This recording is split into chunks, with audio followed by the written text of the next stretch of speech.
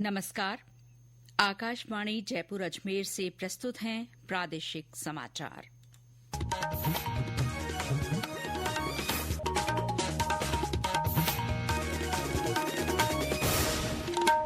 मुख्य समाचार।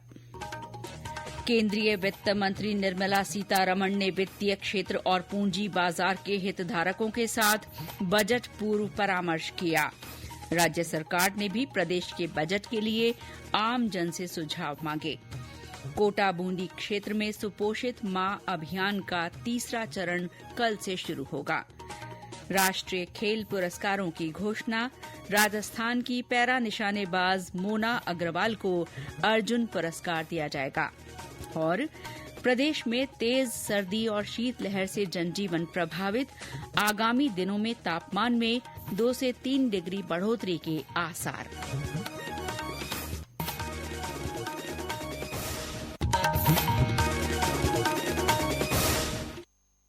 समाचारों के साथ मैं शीला चावला और अब समाचार विस्तार से।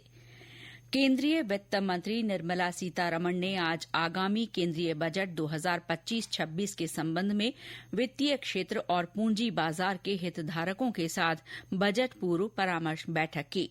नई दिल्ली में हुई इस बैठक में केंद्रीय वित्त सचिव, आर्थिक मामलों के सचिव और मुख्य आर्थिक सलाहकार शामिल हुए। वित्त वर्ष 2025-26 के लिए केंद्रीय बजट इस साल 1 फरवरी को संसद में पेश किए जाने की उम्मीद है। इधर प्रदेश के आगामी बजट के लिए आम जन से सुझाव आमंत्रित किए गए हैं। मुख्यमंत्री भजनलाल शर्मा ने सोशल मीडिया पोस्ट में सुझाव भेजने की अपील की है। उन्होंने कहा कि हर विचार और सुझाव राजस्थान के समग्र विकास में महत्वपूर्ण योगदान सिद्ध होगा। ये सुझाव 10 जनवरी तक finance.rajasthan.gov.in पर भेजे जा सकते हैं। इसके अलावा सरकार द्वारा जारी QR कोड को स्कैन करके भी सुझाव दिए जा सकते हैं। कोटा और बूंदी क्षेत्र में गर्भवती महिलाओं को पोषण की उपलब्धता और स्वास्थ्य सुरक्षा सुनिश्चित करने के उद्देश्य से सुपोषित मां अभियान का तीसरा चरण कल से शुरू होगा। लोकसभा अध्यक्ष ओम बिरला की पहल पर चलाए जा रहे इस अभियान की शुरूआत किशोरपुरा स्थित 56 भोग परिसर से होगी। हमारे कोटा संवाददाता ने बताया कि अभियान के तहत जरूरतमंद परिवारों की 1,500 गर्भवती महिलाओं को चिन्हित किया गया है।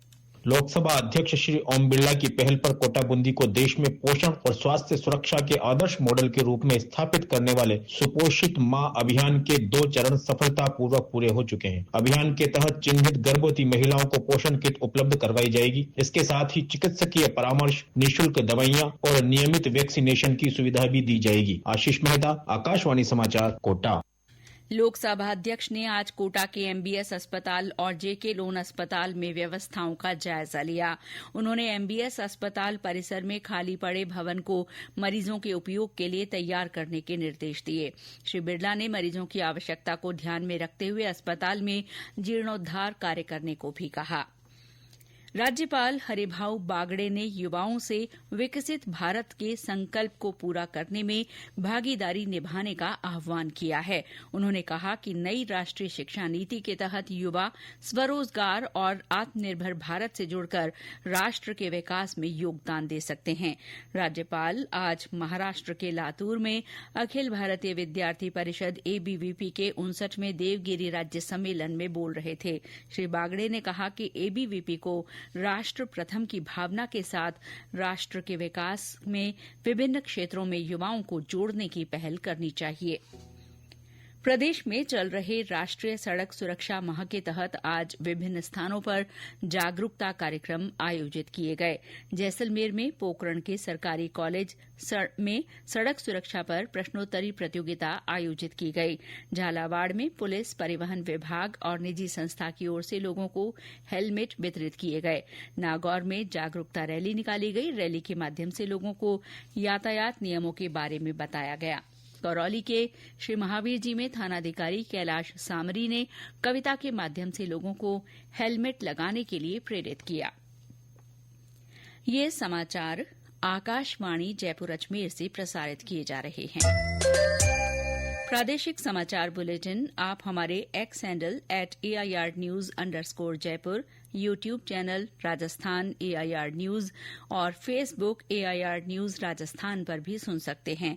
इसके साथ ही आप हमारी वेबसाइट newsonair.gov.in पर भी समाचार सुन सकते हैं और संबंधित फोटो और वीडियो देख सकते हैं। केंद्र सरकार ने राष्ट्रीय खेल पुरस्कारों की घोषणा कर दी है।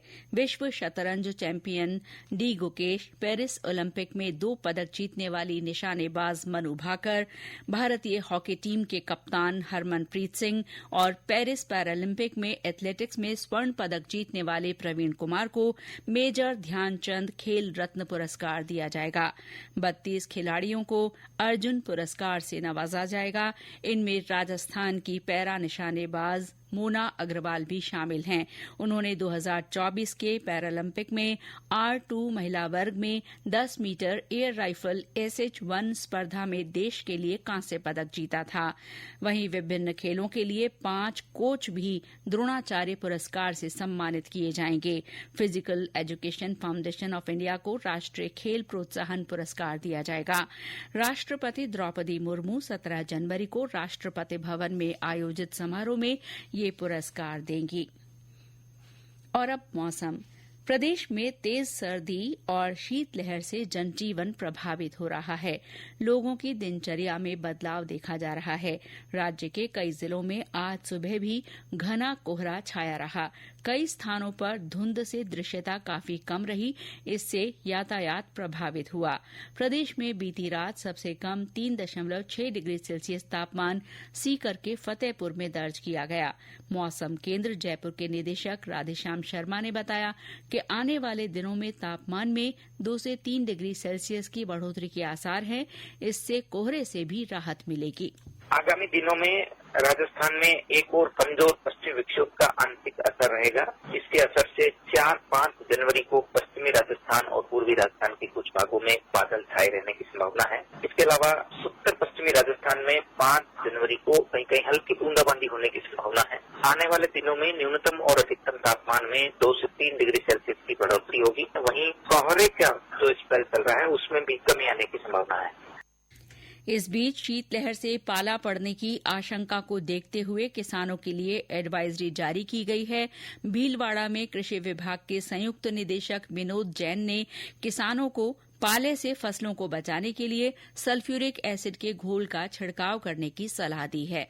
अभी जो तापमान में कमी आई है, कोहरा है, इससे गेहूं और जौ की फुटान में काफी फायदा होगा। परंतु अभी आशंका है कि शीतलहर से पाला गिर सकता है। इसके लिए कृषकों को सलाह दी जाती है कि वो उनसे बचाव के उपाय करें। इनमें मुख्य रूप से सुबह के समय खेतों के आसपास धुआं करें, सिंचाई देवें और सल्फ्यूरिक एसिड का घोल बना करके स्प्रे करें, थायो यूरिया का उपयोग करें, जिससे पाले से फसलों का बचाव हो सके। सभी कृषि पर्यवेक्षकों व सहायक कृषि अधिकारियों को ये निर्देशित किया गया है कि पाले के बचाव के उपाय कृषकों तक पहुंचाएं।